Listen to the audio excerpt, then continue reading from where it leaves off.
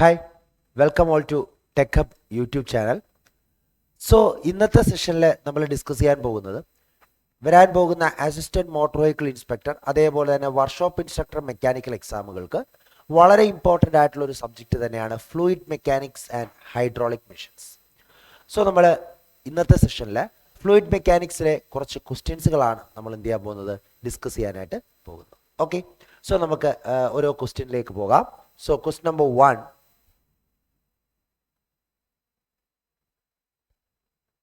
Question number 1. Oil in a hydraulic cylinder is compressed from an initial volume of 2 meter cube to 1.96 meter cube and the pressure increases from 40 megapascal to 80 megapascal. Then the bulk modulus of elasticity of oil is. അപ്പോൾ നമ്മളോട് ചോദിച്ചിരിക്കുന്നത് bulk modulus കണ്ടുപിടിക്കാനാണ്. നമ്മൾ properties of fluids പഠിക്കുന്ന സമയത്ത് one of the most important property of fluid തന്നെയാണ് എന്ത്, bulk modulus. It is represented by the letter K അല്ലേ. എന്താ ബൾക്ക് മോഡുലസിന്റെ ഇക്വേഷൻ?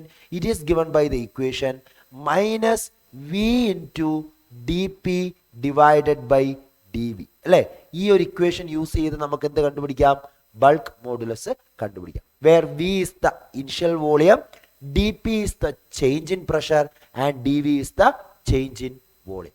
അപ്പോൾ നമുക്ക് നോക്കാം, ഇവിടെ ഈ ഒരു ഓയിൽ ഇനിഷ്യലി പ്രോസസ് ചെയ്തിരുന്ന വോളിയം v1 എന്ന് പറയുന്നത് 2 മീറ്റർ ക്യൂബ് ആണ്. ഈ ഓയിലിനെ നമ്മളൊരു ഹൈഡ്രോളിക് സിലിണ്ടർ വെച്ച് കംപ്രസ് ചെയ്ത് ഏത് വോളിയത്തിലോട്ട് എത്തിച്ചു, 1.96 മീറ്റർ ക്യൂബ് എന്ന് പറയുന്ന വോളിയത്തിൽ എത്തിച്ചു. അവിടെ ആ കംപ്രഷൻ നടന്നു കഴിഞ്ഞപ്പോൾ it's pressure increases from 40 megapascal to 80 megapascal. So P1 is equal to 40 megapascal and P2 is equal to 80 megapascal.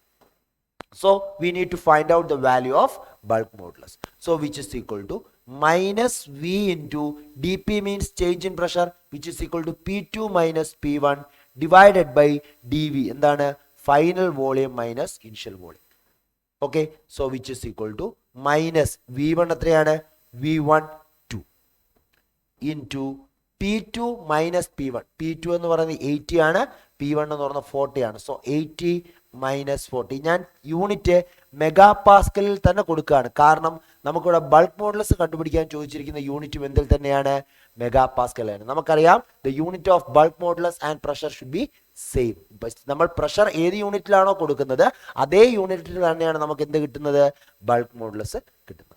Divided by V2 minus V1. So 1.96 minus 2 അല്ലേ. സോ ഇത് സോൾവ് ചെയ്യുമ്പോൾ നമുക്ക് minus 2 into 40 divided by 1.96 minus 2 which is equal to 0.04. So which is equal to 80 divided by 0.04 which is equal to 8000 divided by 4. Answer എന്ത് കിട്ടും, 2000 megapascal അല്ലേ. So option B is the correct answer. So ഈ ഒരു equation വളരെ important ആണ് bulk modulus കണ്ടുപിടിക്കാനായിട്ട്.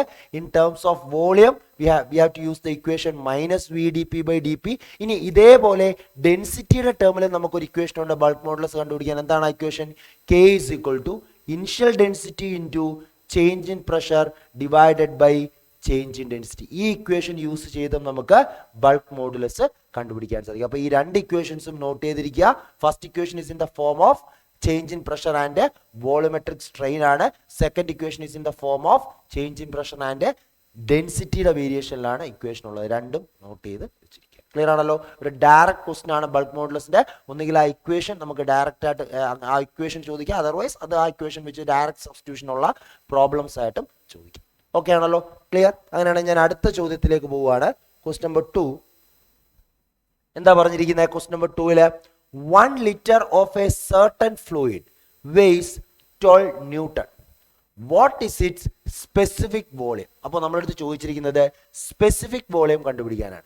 നമുക്കറിയാം properties of ഫ്ലൂയിഡ്സിൽ നമ്മൾ പഠിക്കുന്ന മറ്റൊരു ഇമ്പോർട്ടൻറ്റ് പ്രോപ്പർട്ടിയാണ് സ്പെസിഫിക് വോളിയം. എന്താ സ്പെസിഫിക് വോളിയം എന്ന് പറഞ്ഞാൽ?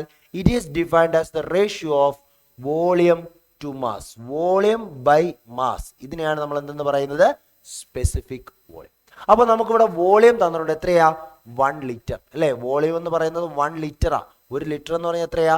1 × 10⁻³ മീറ്റർ ക്യൂബ്. വോളിയം എന്ന് പറയുന്നത് ഒരു ലിറ്റർ ആണ്. ലിറ്ററിനെ മീറ്റർ ക്യൂബിലേക്ക് കൺവേർട്ട് ചെയ്യുമ്പോൾ 1 × 10⁻³ മീറ്റർ ക്യൂബ്. ഓക്കെ, ഇനി നമുക്ക് വോളിയം കിട്ടി. ഇനി എന്താ വേണ്ട? മാസ് വേണം. പക്ഷെ മാസ് അല്ല നമുക്ക് തന്നിരിക്കുന്നത്, എന്താണ്? വെയിറ്റ് ആണ്. നമുക്കറിയാം weight is equal to mg അല്ലേ? So mass is equal to weight divided by g. അപ്പോൾ എത്ര വരും? 12/9.81, അത്രയും kilogram. Okay, so specific volume small v equal to total volume 1 × 10⁻³ divided by mass. Mass എത്രയാണ്? 12 divided by 9.81, which is equal to 9.81 into 10⁻³ divided by 12. ഇത് ചെയ്യുമ്പോൾ നമുക്ക് approximately 8.175 into 10⁻⁴ metre cube per kilogram നമുക്ക് കിട്ടും. So option A is the correct answer. Direct substitution ആണ്. Specific വോളിയത്തിന്റെ equation ഓർത്തിരിക്കുക, volume by mass ആണ്. നമുക്ക് വോളിയം ഡയറക്റ്റ് തന്നിട്ടുണ്ട്. മാസ് കണ്ടുപിടിക്കാനായിട്ട് ക്വസ്റ്റ്യനിൽ തന്നെ വെയിറ്റ് തന്നിട്ടുണ്ട്. അതിൽ നിന്ന് മാസിന്റെ വാല്യൂ കിട്ടും. ഡയറക്റ്റ് സബ്സ്റ്റിറ്റ്യൂഷൻ നമുക്ക് ആൻസറിലേക്ക് വരും.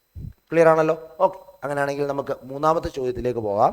ക്വസ്റ്റ്യൻ നമ്പർ 3 വളരെ സിമ്പിൾ ആയിട്ടുള്ളൊരു തിയറി ക്വസ്റ്റ്യൻ ആണ് നമ്മുടെ മുന്നിലേക്ക് വന്നിരിക്കുന്നത്. എന്താണ് ക്വസ്റ്റ്യൻ നമ്പർ 3 പറയുന്നത്? Question number 3, the viscosity of liquids decreases with the increase in temperature due to. അപ്പോൾ ലിക്വിഡ്സിന്റെ കേസിൽ ടെമ്പറേച്ചർ കൂടുന്നതിനനുസരിച്ച് വിസ്കോസിറ്റി എന്താ ചെയ്യുന്നത്?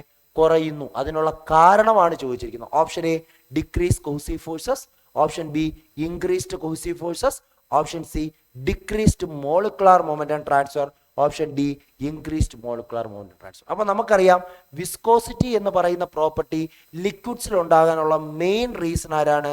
കോഹസീവ് ഫോഴ്സ് ആണ് അല്ലെ? Cohesive force. വിസ്കോസിറ്റി ഉണ്ടാകാനുള്ള മെയിൻ റീസൺ കോഹസീവ് ഫോഴ്സ് ആണ്. നമുക്കറിയാം ആസ് ടെമ്പറേച്ചർ ഇൻക്രീസസ്, ടെമ്പറേച്ചർ കൂടുന്നതിനനുസരിച്ച് കോഹസീവ് ഫോഴ്സ് എന്താണ് ചെയ്യുന്നത്? കോഹസീവ് ഫോഴ്സ് കുറയുന്നു. കാരണം എന്താ? കോഹസീവ് ഫോഴ്സ് എന്ന് പറയുന്നത് it is the force of attraction between same kind of molecules. അപ്പോൾ ടെമ്പറേച്ചർ ഇടുമ്പോൾ മോളിക്യൂൾ എനർജൈസ്ഡ് ആകുന്നു, മോളിക്യൂൾ വളരെ വളരെ ദൂരത്തേക്ക് പോകുന്നു. അപ്പോൾ അത് തമ്മിലുള്ള കോഹസീവ് ഫോഴ്സ് എന്ത് ചെയ്യുന്നു? കുറയുന്നു. സോ ടെമ്പറേച്ചർ കൂടിയാൽ കോഹസീവ് ഫോഴ്സ് കുറയും. കോഹസീവ് ഫോഴ്സ് മൂലമാണ് ലിക്വിഡ്സിൽ എന്തുണ്ടാകുന്നത്? വിസ്കോസിറ്റി ഉണ്ടാകുന്നത്. അപ്പോൾ കോഹസീവ് ഫോഴ്സ് കുറഞ്ഞു കഴിഞ്ഞാൽ ഉറപ്പായിട്ടും ലിക്വിഡ്സിലെ ടെമ്പറേച്ചർ, ലിക്വിഡ്സിൽ എന്ത് കുറയും? ലിക്വിഡ്സിലെ വിസ്കോസിറ്റി കുറയും. So it is due to decreased cohesive force, because cohesive force is the main reason for viscosity in liquids. Clear ആണല്ലോ? ഇതേ കേസ് നമ്മൾ ഗ്യാസസിന് പറയുകയാണെങ്കിൽ ഗ്യാസസിന് വിസ്കോസിറ്റി ഉണ്ടാകാനുള്ള മെയിൻ റീസൺ ആരാണ്? മോളിക്കുലാർ മൊമെന്റം ആണ്. ഗ്യാസസില് വിസ്കോസിറ്റി ഉണ്ടാകാനുള്ള മെയിൻ റീസൺ മോളിക്കുലാർ മൊമെന്റം ആണ്. അപ്പോൾ ഗ്യാസസിന്റെ കേസിൽ ടെമ്പറേച്ചർ കൂടിയാൽ നമുക്കറിയാം മോളിക്യൂൾസ് എനർജൈസ്ഡ് ആകുന്നു. സോ മോളിക്കുലാർ മൊമെന്റവും എന്ത് ചെയ്യും? മോളിക്കുലാർ മൊമെന്റവും അവിടെ കൂടുന്നു. അപ്പോൾ as temperature increases viscosity of gases also increases എന്നുള്ള കൺസെപ്റ്റിലേക്ക് നമുക്ക് പോകാം. ക്ലിയർ ആണല്ലോ? സോ ഈ ഒരു ക്വസ്റ്റ്യൻ നമുക്ക് ക്ലിയർ ആയി. Okay, next question. In A Newtonian fluid for a given shear stress, ശ്രദ്ധിക്കുക, in a Newtonian fluid for a given shear stress the rate at which the fluid deform is option A inversely proportional to dynamic viscosity, option B directly proportional to dynamic viscosity, option C independent of kinematic viscosity, option D none of the given answers. അപ്പോൾ എന്താ പറഞ്ഞിരിക്കുന്നത്? ഒരു Newtonian ഫ്ലൂയിഡിൽ for a given shear stress, ഒരു given shear സ്ട്രെസ്സില് rate at which fluid deforms dynamic വിസ്കോസിറ്റിയുമായിട്ടുള്ള relation ആണ് ചോദിച്ചിരിക്കുന്നത് അല്ലേ? അപ്പോൾ ന്യൂട്ടോണിയൻ ഫ്ലൂയിഡ് എന്ന് പറയുമ്പോൾ തന്നെ നമുക്കറിയാം the fluid which obey Newton's law of viscosity. So it satisfies the equation tau is equal to mu into du by dy. അല്ലെങ്കിൽ നമുക്ക് പറയാം tau is equal to mu into d theta by dt. Okay ആണല്ലോ? So ഈ എക്സ്പ്രഷനിൽ അവർ പറയുന്നു for a given shear stress, അതായത് ഈ ഷിയർ സ്ട്രെസ് എന്ന് പറയുന്നത് എനിക്ക് എന്തായിട്ട് നിൽക്കണം? കോൺസ്റ്റന്റ് ആയിട്ട് കീപ്പ് ചെയ്യണം. അതാണ് for a given shear stress. അപ്പോൾ ഷിയർ സ്ട്രെസ് എനിക്ക് കോൺസ്റ്റന്റ് ആയിട്ട് കീപ്പ് ചെയ്യണമെങ്കിൽ മ്യൂവും ഡി തീറ്റ ബൈ ഡി ടിയും തമ്മിലുള്ള റിലേഷൻ എങ്ങനെയായിരിക്കണം എന്നാ ചോദ്യം. നോക്കേ കണ്ടോ? For a given shear stress the rate at which the fluid deforms, അതായത് ഫ്ലൂയിഡിന്റെ റേറ്റ് ഓഫ് ഡിഫോർമേഷൻ ആണ്, അതായത് നമ്മുടെ d theta by d t എങ്ങനെയാണ് വിസ്കോസിറ്റിയുമായിട്ട് വേരി ചെയ്യുന്നത് നോക്ക്. For a given shear stress constant അല്ലേ, അപ്പൊ അതിന്റെ അർത്ഥം എന്താ, mu into d theta by d t എന്ന് പറയുന്ന ടേം എനിക്ക് എപ്പോഴും കോൺസ്റ്റന്റ് ആയിട്ട് നിൽക്കണം. അങ്ങനെ നിൽക്കണമെങ്കിൽ coefficient of dynamic viscosity എന്ന് പറയുന്നത് inversely proportional to rate of shear strain അല്ലെങ്കിൽ rate of angular deformation അല്ലേ. So the rate at which the fluid deform is inversely proportional to dynamic viscosity. Option A ആണ് correct answer. നമുക്ക് mistake സംഭവിക്കാൻ സാധ്യതയുള്ള ഒരു question ആണ്. നമ്മൾ എപ്പോഴും പഠിക്കുന്നത് shear stress is directly proportional to d theta by d. ഇതാണ് നമുക്ക് എപ്പോഴും ഓർമ്മയുള്ള കൺസെപ്റ്റ് അല്ലേ. അപ്പം നമ്മൾ മേ ബി ആ ഒരു കൺസെപ്റ്റിലേക്ക് പോകുമ്പോൾ നമുക്ക് ഓപ്ഷൻ ബിയിലേക്ക് പോകാനുള്ള ഒരു ടെൻഡൻസി അവിടെ വരും. പക്ഷെ ക്വസ്റ്റ്യൻ ശ്രദ്ധിച്ച് വായിക്കുക. ഫോർ എ ഗിവൺ ഷിയർ സ്ട്രെസിന്റെ കൺസെപ്റ്റ് ആണ് ചോദിക്കുന്നത്. ആരൊക്കെ തമ്മിലുള്ള റിലേഷനാണ് ചോദിച്ചിരിക്കുന്നത്, ഡി തീറ്റ ബൈ ഡി ടിയും വിസ്കോസിറ്റിയും തമ്മിലുള്ള റിലേഷനാണ് അവിടെ ക്വസ്റ്റ്യൻ വന്നിരിക്കുന്നത്. സോ കറക്റ്റ് ആയിട്ട് ക്വസ്റ്റ്യൻ വായിക്കുക. സോ ഓപ്ഷൻ എ ആണ് അവിടെ കറക്റ്റ് ആൻസർ. ക്ലിയർ ആണല്ലോ? ഓക്കെ ഓക്കെ, അങ്ങനെയാണെങ്കിൽ നമുക്ക് അടുത്ത ചോദ്യത്തിലേക്ക് പോവാം. Which of the following property of air does not increase with rise in temperature. അപ്പോൾ ഈ പറഞ്ഞിരിക്കുന്ന പ്രോപ്പർട്ടിയിൽ ഏത് പ്രോപ്പർട്ടിയാണ് ടെമ്പറേച്ചർ കൂടുന്നതിനനുസരിച്ച് കൂടാത്തത് അല്ലെ? ഡസ് നോട്ട് ഇൻക്രീസ് എന്നാണ് ചോദിച്ചിരിക്കുന്നത്. നമുക്ക് നോക്കാം. Option A specific gravity, option B kinematic viscosity, option C thermal conductivity, option D thermal diffusivity. നമുക്ക് നോക്കാം. കൈനമാറ്റിക് വിസ്കോസിറ്റി നമുക്ക് ആദ്യം ചെക്ക് ചെയ്യാം. കൈനമാറ്റിക് വിസ്കോസിറ്റി എന്ന് പറഞ്ഞാൽ it is defined as the ratio of dynamic viscosity divided by density of fluid ആണ്. നമുക്കറിയാം എയറിന്റെ case, gas ആണല്ലേ, ഗ്യാസിന്റെ കേസിൽ ടെമ്പറേച്ചർ കൂടിയാൽ ഡൈനാമിക് വിസ്കോസിറ്റി എന്ത് ചെയ്യൂടെ കൂടും. അപ്പൊ ന്യൂമറേറ്റർ കൂടും അല്ലേ. അതേപോലെ ടെമ്പറേച്ചർ കൂടിയാൽ ഡെൻസിറ്റി ഓഫ് എയർ എന്താ ചെയ്യുന്നത്, കുറയും. അപ്പോൾ ന്യൂമറേറ്റർ ഇൻക്രീസ് ചെയ്തു, ഡിനോമിനേറ്റർ ഡിക്രീസ് ചെയ്തു. ഉറപ്പായിട്ടും ടെമ്പറേച്ചർ കൂടുമ്പോൾ കൈനമാറ്റിക് വിസ്കോസിറ്റി ഓഫ് എയർ എന്താണ് ചെയ്യുന്നത്, ഇറ്റ് ഇൻക്രീസസ്. അപ്പോൾ നമുക്ക് ഓപ്ഷൻ ബി നമുക്ക് എടുക്കാൻ പറ്റില്ല.